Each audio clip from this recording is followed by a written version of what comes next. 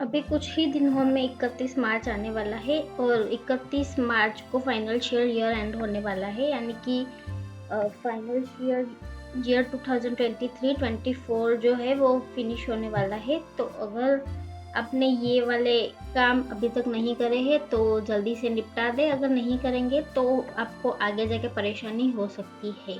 तो अगर आपने हमारी चैनल को सब्सक्राइब नहीं किया है तो सब्सक्राइब जरूर कर लें और नोटिफिकेशन बेल को भी ऑन कर दे ताकि आने वाला वीडियो का नोटिफिकेशन आपको मिलता रहे। तो सबसे पहले है एडवांस टैक्स पेमेंट। तो एडवांस टैक्स पेमेंट की ड्यू डेट जो थी वो 15 मार्च 2024 थी।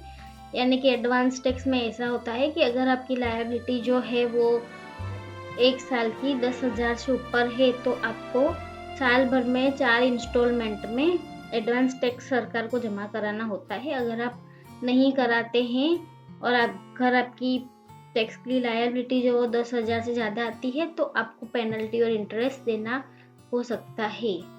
तो 15 मार्च तो चला गया है, लेकिन अभी भी आप 31 मार्च 2024 तक अपनी जो टैक्स की लायबिलिटी है वो कैलकुलेट करके सरकार को जमा करा दे। अगर आपकी 10,000 से ज़्यादा की लायबिलिटी आ रही है तो सरकार को जमा करा दे ताकि आपको कुछ हिस्सा पेनल्टी का, इंटरेस्ट का नहीं देना होगा। तो अगर आपने एडवांस टैक्स का पेमेंट नहीं किया है तो अभी भी अपना साल भर का स्टेटमेंट देख ले कि कितना आपका इनकम है और कितना आपका टैक्स बन रहा है। उस हिसाब से अगर 10,000 से ज़्यादा का आपका टैक्स है तो आप अभी एडवांस टैक्स सरकार को जमा करा दें। दूसरा है कि टैक्स सेविंग स्कीम में इन्वेस्टमेंट करना। तो जैसे कि आप जानते हैं कि फाइनेंशियल ईयर जो होता है उसके बीच में हमने जो भी ट्रांजैक्शन करी होती है, इनकम जनरेट करी होती है, तो उस पर हमको टैक्स देना होता है। लेकिन सरकार हमको कुछ हिस्सों में फ़ायदा देती है। तो हमको अगर टैक्स बचाना है तो जो टैक्स सेविंग के जो डिडक्शन होते हैं, ऐसी स्कीम होती है, उसमें आप इन्वेस्ट करके अपना टैक्स बचा सकते हैं। तो एक बात ध्यान रखना कि हमें जो भी डिडक्शन मिलते हैं वो ओल्ड टैक्स रिजीम में मिलते हैं, न्यू टैक्स रिजीम में नहीं मिलते हैं। तो इसीलिए अगर आपको ओल्ड टैक्स रिजीम में जाना है जिसमें आपके टैक्स रेट भी ज़्यादा होंगे लेकिन डिडक्शन आप क्लेम कर सकते हैं, तो अगर आपको ओल्ड टैक्स रिजीम में जाने का सोच रहे हैं तो आप अपनी जो टैक्स सेविंग स्कीम वाली जो इन्वेस्टमेंट है वो कर सकते हैं। तो टैक्स सेविंग स्कीम में तो हेल्थ इंश्योरेंस आ गया और दूसरे प्रकार के जो इंश्योरेंस होते हैं वो आ गए, और 80C में जो भी सारा इन्वेस्टमेंट आता है वो भी आ गया। और टैक्स सेविंग स्कीम में NPS यानी कि नेशनल पेंशन स्कीम, PPF यानी कि पब्लिक प्रोविडेंट फंड हो गया। और अगर आपको 80G में कोई डोनेशन करना है जिससे आप अपना टैक्स बचा सकते हैं तो उसकी प्लानिंग भी कर सकते हैं। साथ में ELSS जो म्यूचुअल फंड होते हैं टैक्स सेविंग के, उसमें आप इन्वेस्टमेंट कर सकते हैं।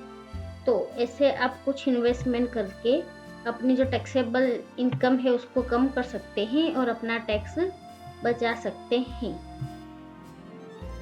टैक्स हार्वेस्टिंग और म्यूचुअल फंड एंड इन्वेस्टमेंट। तो आगे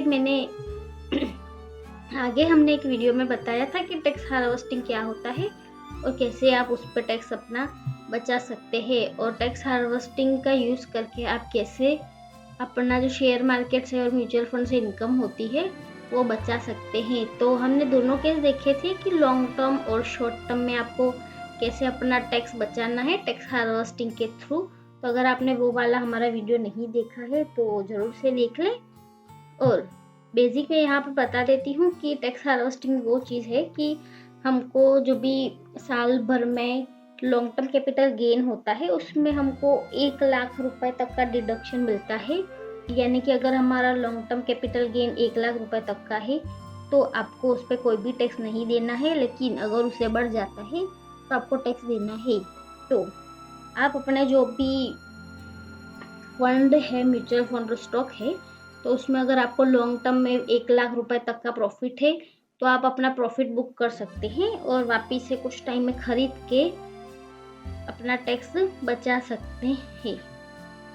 और टैक्स हार्वेस्टिंग की लॉन्ग वीडियो आप हमारे यूट्यूब चैनल पे देख सकते हैं, या तो मैं अपना डिस्क्रिप्शन में भी लिंक दे दूँगी। Update ITR financial year 2020-21। तो अगर आपको अपनी फाइनेंशियल ईयर 2020-21 की रिटर्न में कोई चेंजेस करना है या उसको अपडेट करना है, तो उसकी भी लास्ट डेट 31 मार्च 2024 है। तो तब तक आप कर सकते हैं, उससे आगे आप अपना फाइनेंशियल ईयर 2020-21 का कोई भी चेंजेस नहीं कर सकते हैं। MSME 45 डे रूल, तो MSME 45 डे रूल पे भी हमने एक आगे वीडियो लॉन्ग में बनाया था कि अगर आप अपने कोई MSME सप्लायर से माल परचेस करते हैं और उसको 45 दिन या तो 15 दिन में पेमेंट नहीं करते हैं, तो आपका जो परचेस है वो डिसअलाउ कर दिया जाएगा। उस पे आपको टैक्स देना होगा, यानी कि वो जो आपकी परचेस है उसको आपकी इनकम में जोड़ दिया जाएगा और आपको उस पर टैक्स देना होगा। तो वो वाली वीडियो भी आपने अगर नहीं देखी है तो ज़रूर से देख लें, उसका भी लिंक मैं डिस्क्रिप्शन में दे दूँगी। तो अब 6th नंबर पे है check AIS TIS for TDS, यानी कि इनकम टैक्स पोर्टल पे अभी जो हमारा AIS और TIS होता है, जिसमें हमारी डिटेल होती है कि हमने कितनी इनकम साल भर में जमा कराई, मतलब कि सरकार के पास जो डेटा होता है वो AIS और TIS में दिखता है कि साल भर में हमने कितना इनकम कमाया है, कितना प्रॉफिट कमाया है और कितना हमको बैंक या FD से हमको इंटरेस्ट मिला है, या तो हमने शेयर मार्केट में या म्यूचुअल फंड में कोई ट्रांजेक्शन किए हैं तो वो भी दिखता है। तो AIS और TIS में आपको क्रॉस चेक कर देना है कि आपकी जो इन्फॉर्मेशन है वो सही से बता रही है कि नहीं बता रही है। तो AIS और TIS आप इनकम टैक्स की वेबसाइट पे जाके अपने अकाउंट में लॉगिन करके देख सकते हैं, जहाँ पर आप AIS और TIS डाउनलोड कर सकते हैं और वहाँ पर डिटेल देख सकते हैं। अगर आपको AIS और TIS के बारे में नहीं मालूम है तो आप कमेंट कर सकते हैं, हम उसके ऊपर भी सेपरेट एक वीडियो बना देंगे। एम्प्लॉय इन्वेस्टमेंट डिडक्शन, यानी कि अगर आप एक सैलरीड पर्सन हो और आपने साल भर में जो टैक्स सेविंग इन्वेस्टमेंट करे हैं, तो उसका जो डिक्लेरेशन है वो आप अपने एम्प्लॉय को कर दे, ताकि वो उस हिसाब से आपका TDS काटे, यानी कि आपका तब TDS जो कट होगा वो कम होगा, क्योंकि आपकी टैक्सेबल इनकम होगी वो कम होगी। 31 मार्च अभी आने ही वाला है और कुछ ही दिन बाकी है, तो अभी से आप अपना जो भी डॉक्यूमेंट वगैरह है वो सारे कलेक्ट कर ले और अपनी जो भी इनकम है उसकी भी सारी जो डिटेल है वो भी आप इकट्ठा करके रख दे, ताकि आप अपना जो टैक्स का जो प्लानिंग है वो भी कर सकते हैं और साथ में आगे आपको कोई भी दिक्कत ना आए। तो अगर आपको हमारी ये वीडियो पसंद आई हो तो लाइक और शेयर ज़रूर करें और हमारी चैनल को सब्सक्राइब ज़रूर से कर लें, ताकि आने वाला वीडियो का नोटिफिकेशन आपको मिलता रहे।